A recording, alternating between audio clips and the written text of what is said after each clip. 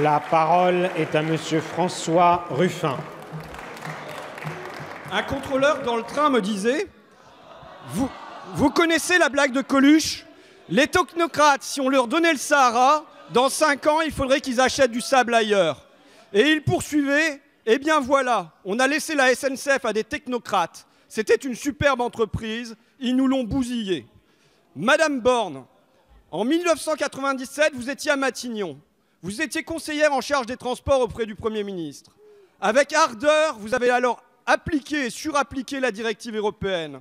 Vous avez séparé le rail du réseau. Quel résultat a apporté cette réforme qui est un peu la vôtre? Une catastrophe bureaucratique d'abord. Une entreprise désorganisée, à tel point qu'en 2014, une autre réforme est revenue en arrière et a de nouveau réuni RFF et la SNCF. Surtout, le fret ferroviaire s'est cassé la figure. En 20 ans, le transport de marchandises par rail a été divisé par 2. La route écrase tout, et tant pis pour les gaz à effet de serre. Enfin, la dette de SNCF Réseau, elle, a plus que doublé. Voilà votre bilan. Malgré cet échec, que proposez-vous aujourd'hui? On prend les mêmes remèdes et on recommence, cette fois pour les voyageurs. Ce week-end, j'ai lu votre texte de loi. Il contient 86 fois le mot concurrence. 86 fois. Mais 0 fois le mot réchauffement, 0 fois le mot climat, 0 fois le mot biodiversité. C'est dire le vide de votre projet pour notre pays. Un dogme rabâché, concurrence, concurrence, concurrence, mais sans vision, sans bonheur commun, sans avenir ensemble. Après une visite à la Commission européenne, un agriculteur me confiait « Ce sont les petits soldats de Milton Friedman.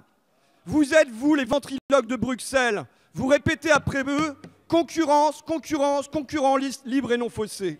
Et tant pis si depuis 20 ans, ce dogme détruit notre agriculture, notre industrie, nos hôpitaux.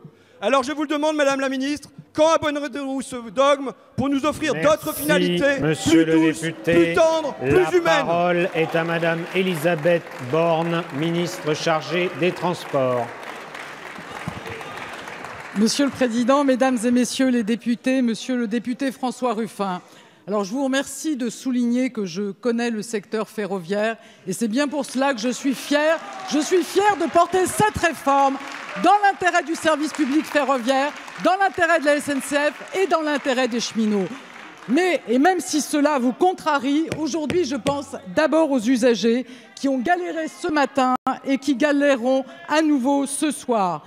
Et qui peut comprendre que certains syndicats persistent à s'engager dans un conflit long et pénalisant, alors que nous sommes à mi-chemin de la concertation, alors que le débat parlementaire démarre tout à l'heure en commission, alors que j'ai présenté des amendements suite à la concertation sur la concurrence, en prenant en compte les propositions des syndicats qui ne sont pas restés dans des positions de principe.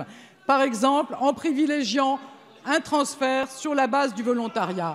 Alors je vous le dis clairement, personne n'est dupe. Certains sont dans l'amalgame, peut-être même dans la revanche de l'élection présidentielle. Et ça n'est pas rendre service aux cheminots qui se posent des questions légitimes auxquelles il faut répondre sans détourner le débat sur des contre-vérités. Personne n'a rien à gagner à des contre-vérités et des caricatures, qu'il s'agisse de stigmatiser les cheminots ou de les inquiéter au profit d'un immobilisme dangereux pour tous. L'objectif du gouvernement est simple, c'est de répondre aux attentes des Français qui veulent un meilleur service public ferroviaire. Merci, Madame la Ministre.